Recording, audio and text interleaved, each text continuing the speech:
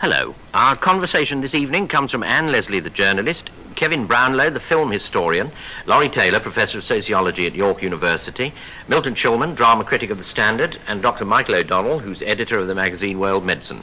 Our music is from Instant Sunshine. Have you ever been punished for a train of thought? Asks Margaret Heath of London, South East 3. It's been an idyllic day, children either charming or absent, food and drink first rate. I walked out into the garden to empty a waste paper basket about 10 this evening, mused complacently on my good fortune. How marvellous to live in a place where one can walk barefoot at night without fear of snake or scorpion. At which point, I kicked a hedgehog. Well, among other information that seems to be complete in itself and mustn't be tampered with, I learned the following from Mr. R. Hayden of Bram Hall in Cheshire. A friend mentioned that when a small girl, she was in awe of an equally small boy named Howard, whom she knew to be God. This was a conviction she derived from the Lord's Prayer, that is to say, Our Father which art in heaven, hallowed be thy name. And when you come to think of it, Howard God is a very suitable name for one who has booby-trapped the universe, even unto hedgehogs. Well, now, the Granada film team, you must have read about it, I suspect, poised to fly out to India to make a television series, is funking curry. Won't go without taking their own cook with them, as though curry were an airborne plague that you protected yourself against by wearing your own cook like a mosquito net.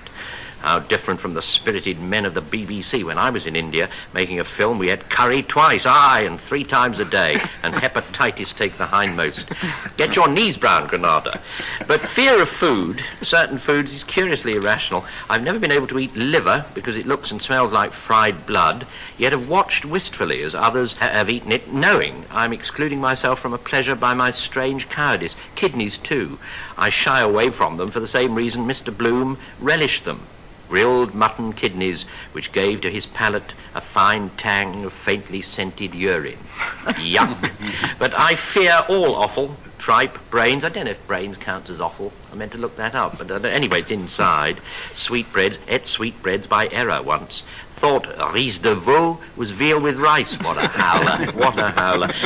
But how disagreeably soft and unctuous that thymus gland was as it sat deliquescing on my plate. Had to eat it. Waiter was staring at me.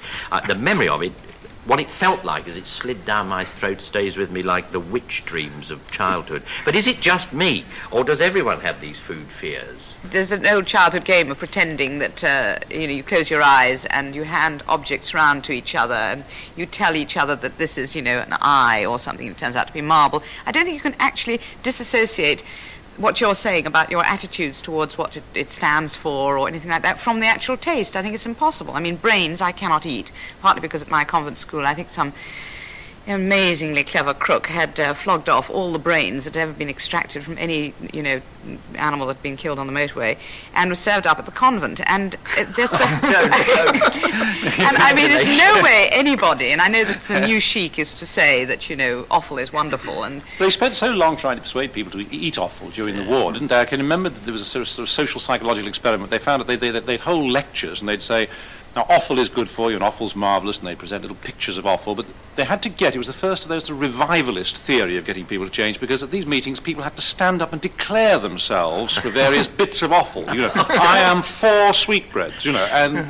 I'm just reminded that what put me off any kind of interior stuff was that there are various names according to which part of the country you're in for sort of gizzards and tripes and stuff. And in that particular part of Lancashire, I think it was called Lamb's Pluck. And, I started today in Lancashire, which is, of course, Granada land. They are a bit finicky up there this morning in my hotel at breakfast. It was complicated by the fact that the waitress was German. And when she said, do you want the continental or the full breakfast? And I said, risking all the full. And she said, with or without? And I said, with or without what? Black pudding. And that sorts people out. And then later in the train stopped in Wigan. And if you look out the right-hand window, facing backwards, going through Wigan, there's a gable end of a shop there, and it has one of these advertisements painted on the side that says, Uncle Joe's mint balls keep you all aglow. And I suspect Uncle Joe separates you from the boys in the South. In America, I can't stand huge portions.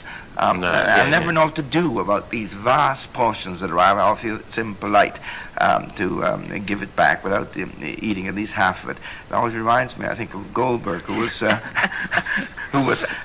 staying at a hotel, and when he left, the proprietor said, "And how did you like your stay?" He says, "Well, to tell the truth, the food you serve here, it's terrible, and such small portions."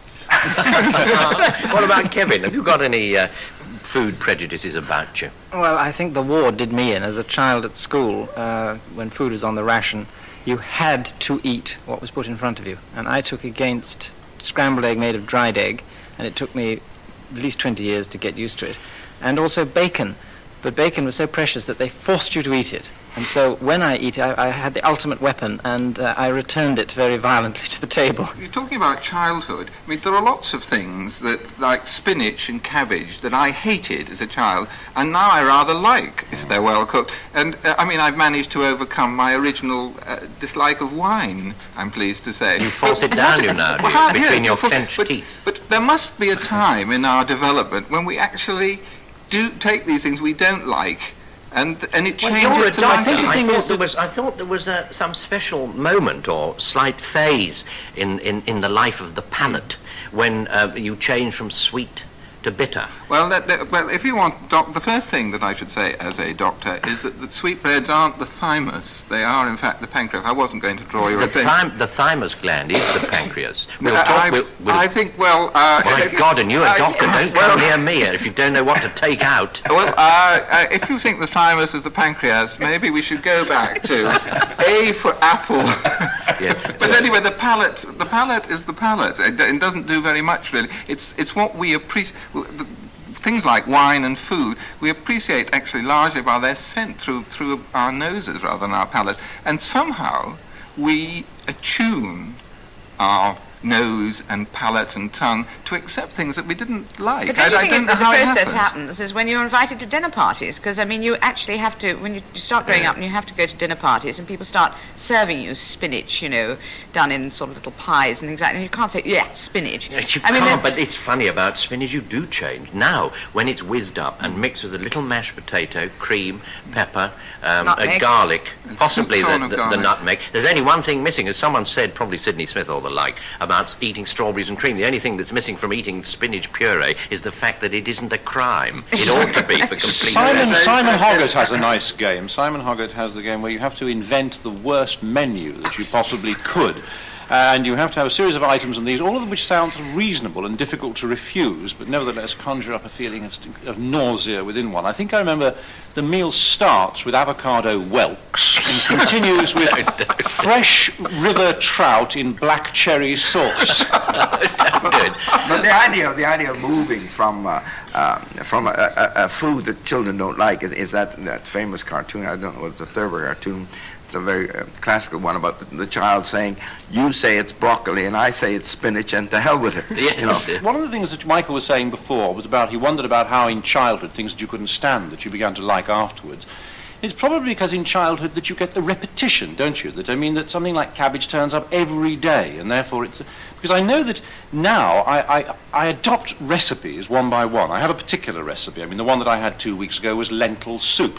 I discovered that you could actually buy the lentils and then put them in. And I have Swedes, and I have parsnips, and I have turnips, all these sort of winter things, and I grate them all up and put them with onions. You hum a little tune while you do this. And I put them in. Then I throw a lot of curry powder all over them, and then run for your life. and then throw the stock in, and then sort of boil it all up, and then put it through the puree thing. Now, I had that for day after day after. I bring all the stuff home and doing it again every night, and now I can't stand it.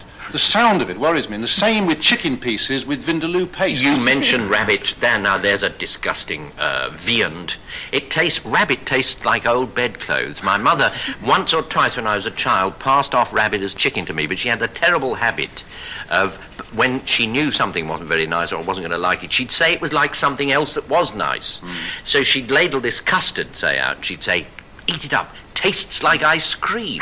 It doesn't. It didn't. And merely saying that it did made it taste even Yes, more so the trouble custard. with rabbit, I thought really one must not sneer at rabbit, because at one stage the Chinese, for some reason or other, were flooding the market with frozen Chinese rabbits, and they were amazingly cheap. And Maybe those were the ones you ate. yes, Paul. You eat so my share. I found a recipe for rabbit with juniper berries, and I thought this was going to improve it. And it actually tasted like gin in old bedclothes. I mean, because Where do you juniper- stand on the rabbit question now, Kevin? I mean, do you have a view of rabbit as a dish? If anybody tells me what the meat is, exactly, I'm finished. Now, it why has is to be that? disguised by name, and then ignorance wins. I do think Kevin's right about not knowing what you're eating. I think Yeah. it's very important not to actually be aware of what's in it.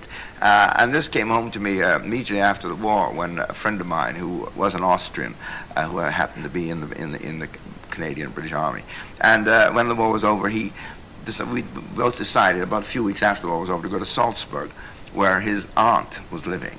And he wanted to find her, and we found these two rather elderly ladies, and they served us a meal, which was by far the best food I'd had in about 6 years. I mean, it was absolutely delicious, and really feeling surfeited and happy over this, she finally whispered to her nephew, she said, I hope you don't mind, but it was horse. And of course, you see, goodness. that meal suddenly disappeared. I mean, all its flavor, everything was gone. I hope it disappeared and stayed disappeared, did it? But I'd love to get back to offal. It does rather fascinate me. I mean, offal is just as much part of the beast as a rump or a rib, off which I feast like some vulture. I wonder if not liking offal is something to do with the insideness of the organs, the sort of mysterious dark functions that they perform, and you can't see them doing it. So that when you see a pancreas or thymus gland splat on a butcher's slab, you just wonder if it isn't going to palpitate and do Well, I a think secret function. Yes, but I think it's partly because it actually looks what it is. But You it see, I can- mean, usually, if you go and buy a chicken, I mean, most men who Yeah. are not cooking, by the time they actually see that chicken, it's covered with sauce supreme or whatever. But there's no way you can really conceal the fact that a kidney is a kidney. So you are constantly reminded of what a kidney would have done before it became devilled on your plate. I used to have liver and chips and peas in the Eurasia restaurant. You know, when Chinese restaurants first started in Liverpool, if you remember the Eurasia, they used to occasionally sort of throw people out through After the window. my time, And they, yes, well, and the difficulty for me to move on to chow mein, you know, there, which I managed after years and years and years, because that was the conditioning at home where you had to have them separate. Yeah. And Yes. there's a project. I have to mention that I'm a research director, actually, although I don't really do very much about it. Into gravy. Black puddings, Of I a think. project which is involved with attitudes towards nutrition. And I was looking at sort of one of the interview schedules, as we call them, the other day, and there was a person saying that they were being asked if they actually served water with the meal, if they had water with the meal, and they said, oh, well, yes, we sometimes serve water with the meal, but not if there's gravy. So there's the idea of the amount of You liquid quench your that you- thirst with Yeah, the gravy. but- What about oysters and mussels? There's also, there's also that kind of adjectival approach to food, which is, when you ask for soup, it's thick or thin. Yeah. Those are the only categories of soup they have. Let's talk about oysters and mussels. Oh, no. They're just for a bit. I know Can't no bear one them. likes to look at them. With They're gravy. ugly, ugly devils. I conquered with gravy and a little chocolate sauce. I conquered my aversion to them by simply watching this chum of mine who used to eat that sort of thing all the time. The sheer naked pleasure, not to mention greed on his face.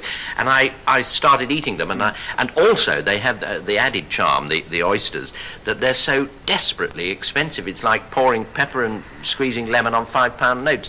What I couldn't get from this chum of mine was jellied eel fervour. But my George, the way he used to eat, it was simply that they were served up in teacups, and to have a green, solid, jelly-like mass in a teacup to be eaten with a teaspoon seemed flying in the face of nature. Plus, the rather disagreeable way that though the connoisseur spits the bone from the corner of his mouth, a very knobbly bone, looks like a Spanish comb. I've always But have you found ever eaten this- the act of serving of food, animal food, with the heads on. Yes, I've always snipe. found rather odd. I always remember that cartoon in which one pig has got an apple in his mouth, and the other pig is saying, "You've got an odd sense of humour." Is there another thing? Here comes the doctor again, if he is a doctor. Hedge It's doctor. the best we can do. There's one in the band, I'm told, if not three. There is, but his speciality isn't quite what's required. But I wonder if children are repelled by food that actually disagrees with their tiny systems. I have a child who finds out about eggs, and if politeness ever enjoins her when she's away from home to eat an egg, she is complicatedly not well. And my dad wouldn't eat butter. And is there anything in that? Well, I think there's a lot in it, because it affects us all. You've obviously not eaten a bad oyster yet, because that's the one Never. thing that puts you off. I loved don't oysters. think they and- exist. Well, I had one once, and I can't eat oysters now, but children pick this up much more quickly. I think the main thing, though, that affects children's eating is what Laurie was talking about. Maybe we should offer it to him for his research. It's this gravy business. I mean, gravy isn't a homogeneous entity. I think there is gravy, and it's, I think there's a certain sort of gravy, for instance, that can be produced only by hospital cooks and theatrical Then only at the full of the landladies. moon or- I had a chum who was on tour in a play in one of these terrible theatrical digs, and he wasn't earning much money, but one Friday he spent all his money on a piece of steak, and he took it back to the digs before he went into the theatre, and he said to the landlady, "Now, this is a very special piece of steak. I want you to put it in the oven, regular 4 for 20 minutes, then take it out and put some OK sauce over the top, sprinkle it with pepper, and then grill it for another 20 minutes, then put it in a casserole, and just, with a lot of water around it, and just let it boil there for another hour, and then I'll be back." She said, "I'll do exactly that, sir." And he said, "I thought you would."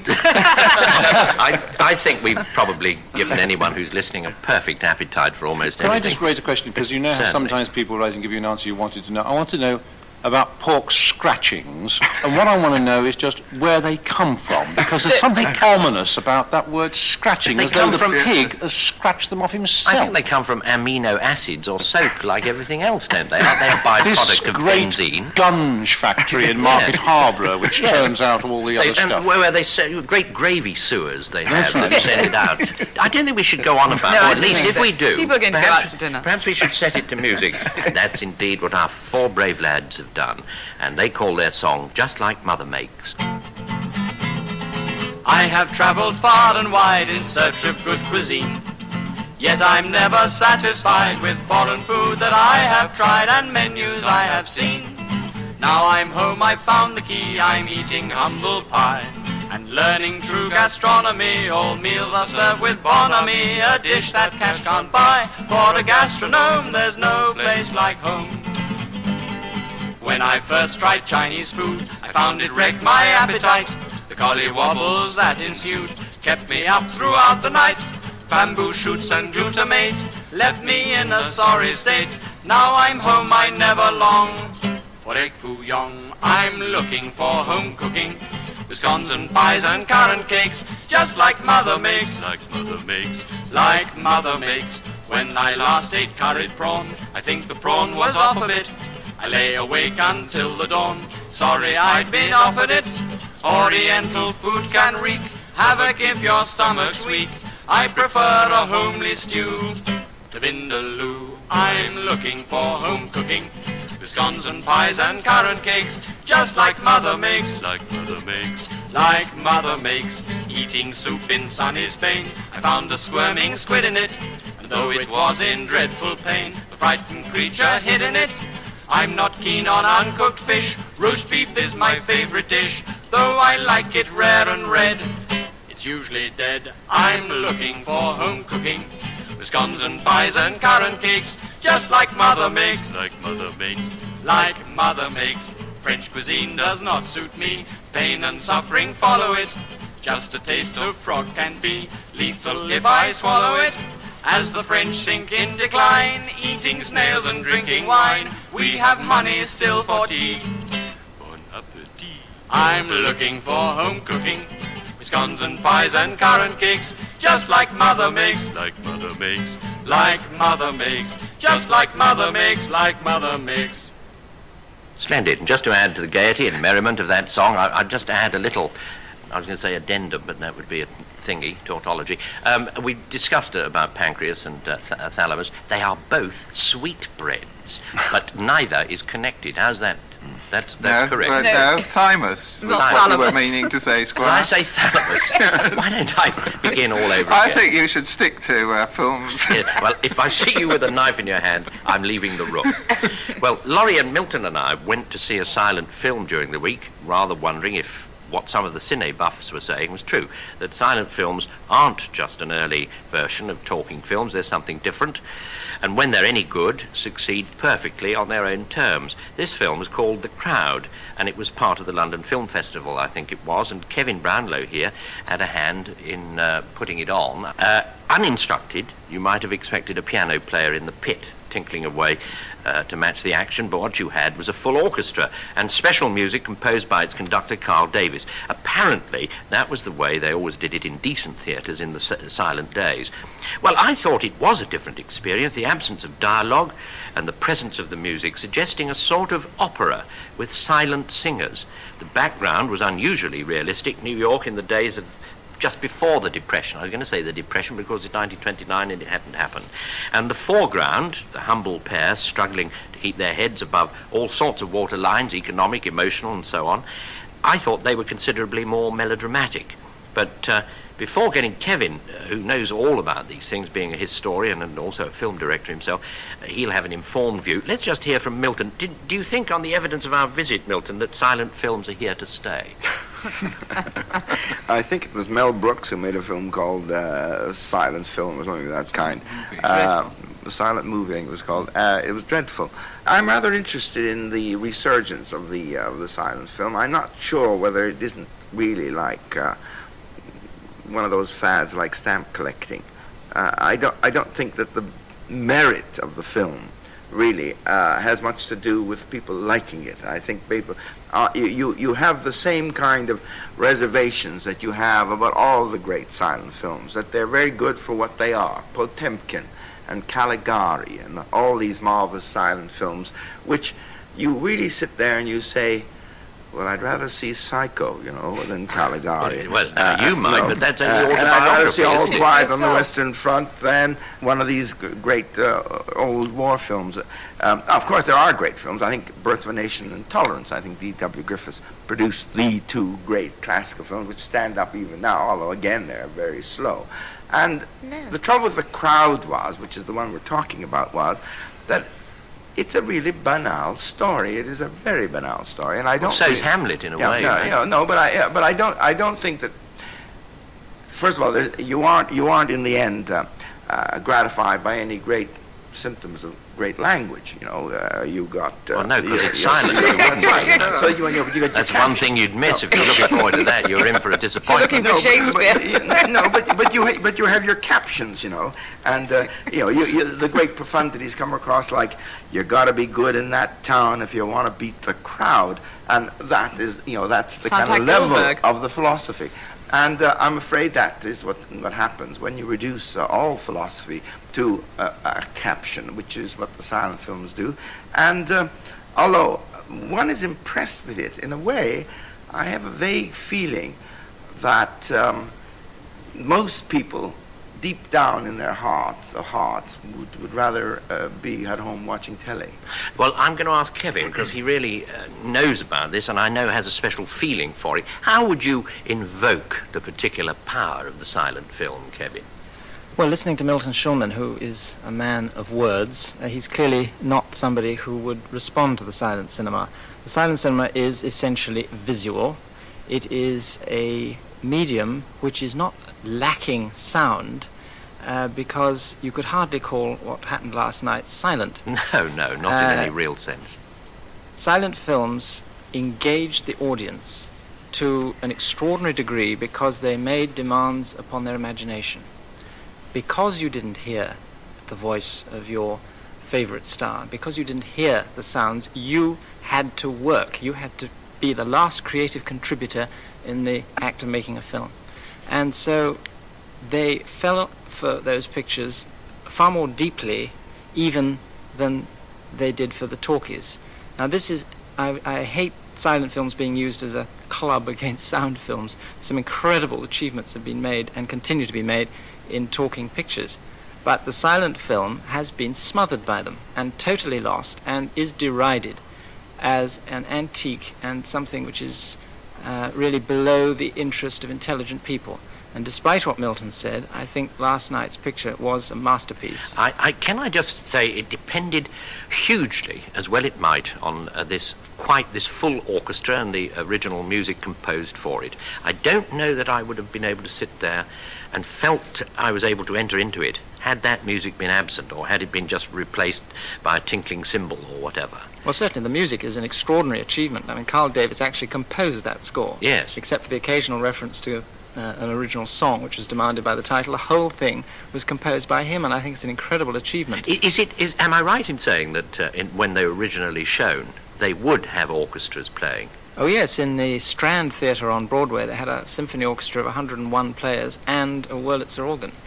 And music was an essential part of the film-going process. King Vidor, who directed The Crowd, told us that it actually represented 50% of the emotion. So that if you take that away, you do lose something. However, it could work. It could work in reverse. You could have an extremely bad score, yes, as often happened, which could kill the picture. You felt when you were listening, when watching that last night, almost that there was too much emotion around anyway, and the idea of music amplifying the emotion was to duck oneself in syrup somewhat. Well, it's what you get in opera, my friend, isn't it? Absolutely, really. yes. No, it's absolutely. It was just trying to. I mean, I suppose that those particular acting styles of the time is something that, oddly enough, you do become accustomed to as the film goes on. At first, you're amazed at watching the cinematic equivalent of Henry Irving engaged so long in managing and doing an emotion. But after a time, you recognise, of course, that there's nothing realistic about the actual conveying of emotions in the contemporary cinema. I mean, all we are talking about are alternative conventions, and once one begins to accept that convention, then one's not worried any longer. But I must admit that my sort of feeling, perhaps a little tiny bit alongside what Milton was saying, that feeling that one was present at something which was, I think somebody used in the introduction thing, this was a new cult, and the slightly sort of awkward feeling that I had there of the amount of money that had gone into this, whether or not we are talking here about a sort of loving necessity of recreating something, or beginning to introduce something which will become a cult for certain sorts of people who find the cinema a bit vulgar anyway. But would you have, I mean, we went along deliberately to experiment, didn't we? We went along because, well, speaking for me, the only silent films I ever saw were on that handheld projector you had at the children's party in about 1937, and old films even then, and since then I don't believe I've seen any.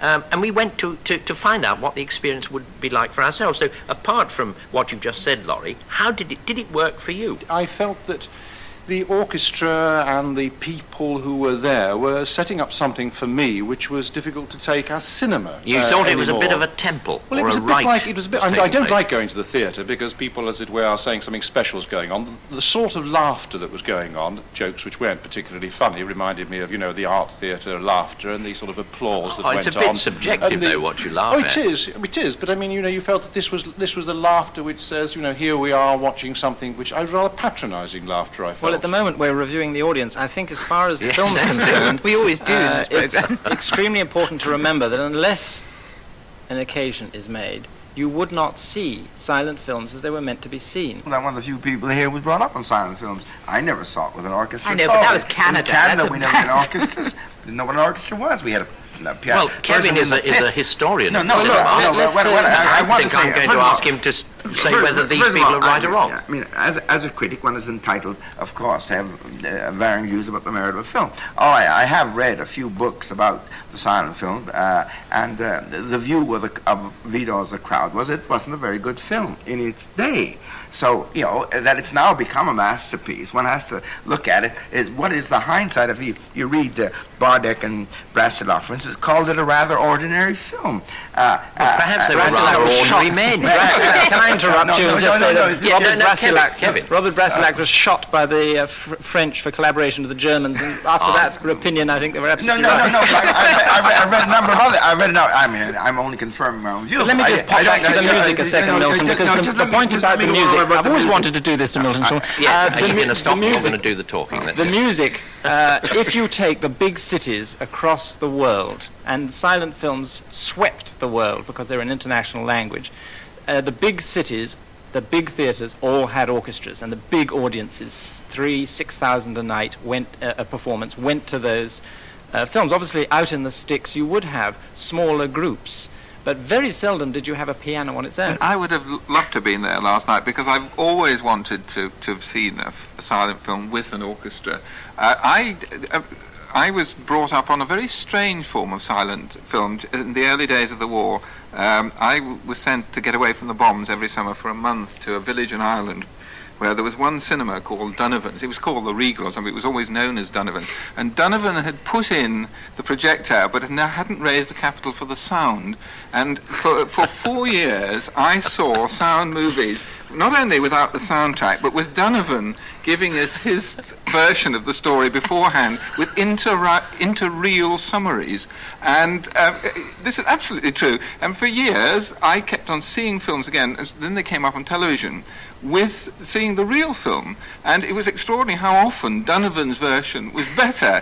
I'm a great fan of silent films, and Kevin Brownlow is a great hero of mine, and I think I've seen the Abel Gance Napoleon twice and was completely overwhelmed by it, and felt that this is one of these great experiences of my life. And one of the reasons I like the great silent movies is because I think they do epics far better than the talkies do, so to speak, because a real epic in literature the characters tend to be smaller than the events. They're figures in this huge landscape.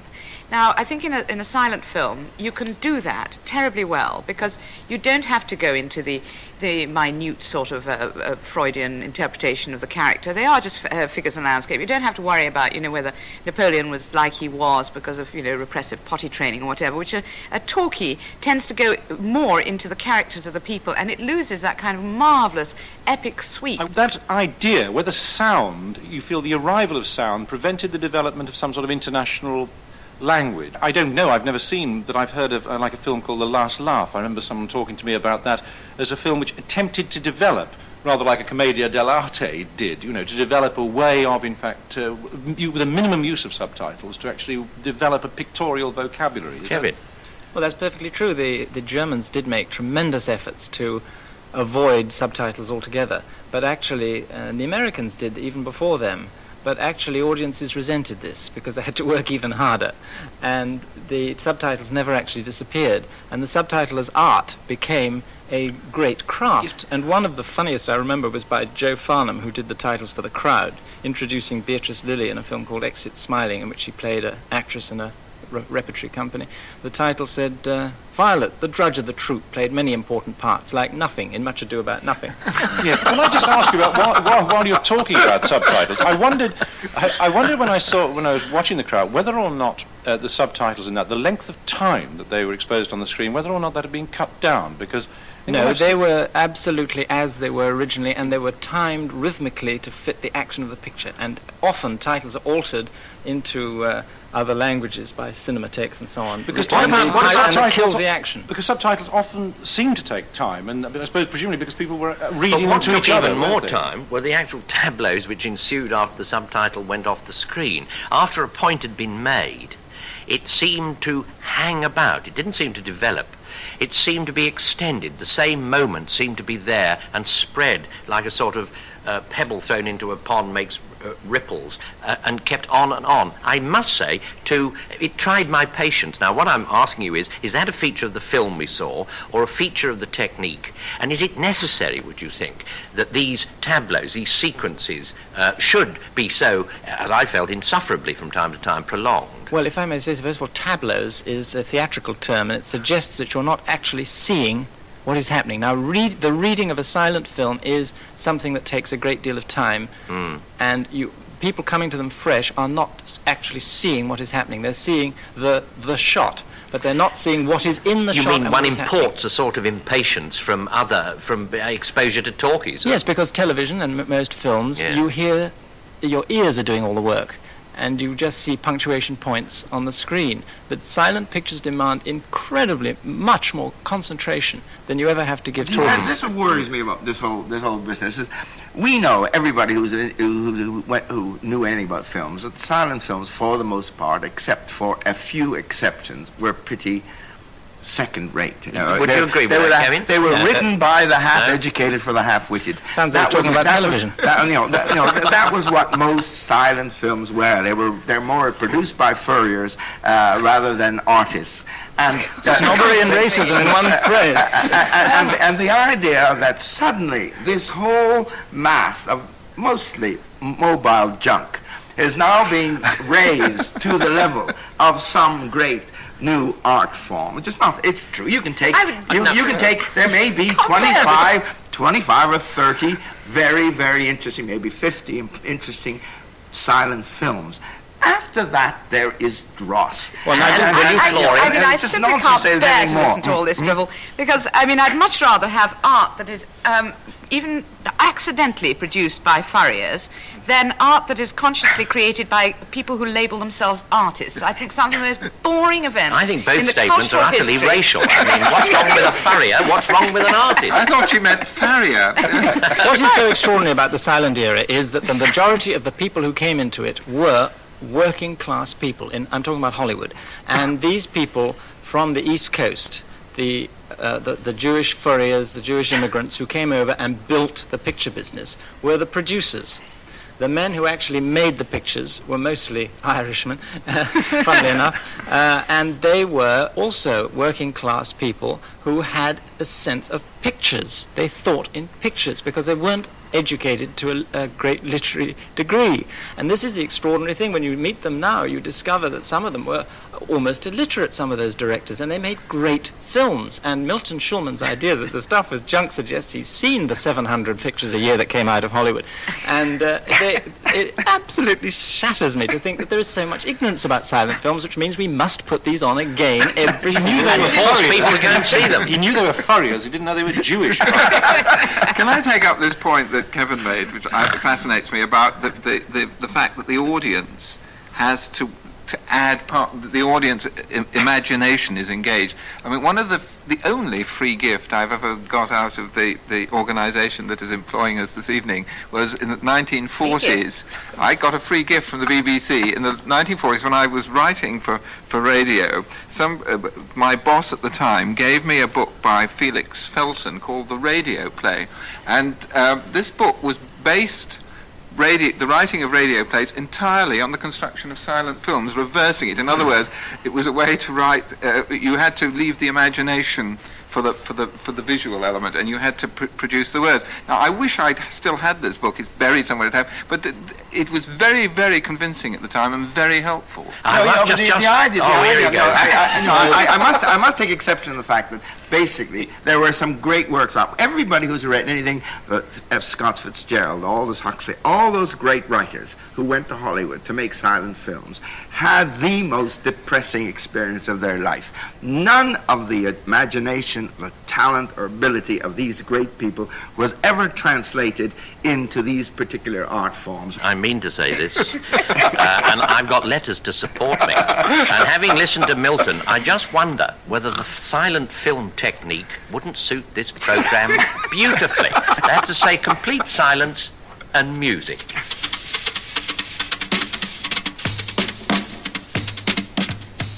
Anne Leslie, Kevin Brownlow, Milton Schulman, Dr. Michael O'Donnell and Professor Laurie Taylor were stopping the week with Robert Robinson.